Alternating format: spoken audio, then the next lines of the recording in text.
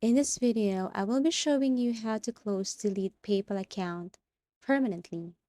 First, you have to make sure that you're logged into your PayPal account. And then after that, all you have to do is to click this gear icon here or the settings. Once you click this one, you have some options to view. Okay, so let me click this gear icon here. Then you just have to scroll down till you see this close your account. So all you need to do now is to tap this close account if you are sure of deleting your PayPal account.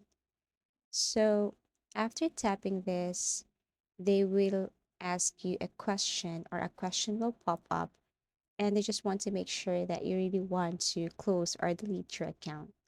So if you're going to read this part, it says, if there's anything we can help you with, please contact us. Once it's closed, you won't be able to use this PayPal account or see your past transactions. It can't be reopened. If you'd like, you could ask us to delete your data before closing the account and then proceed to close account.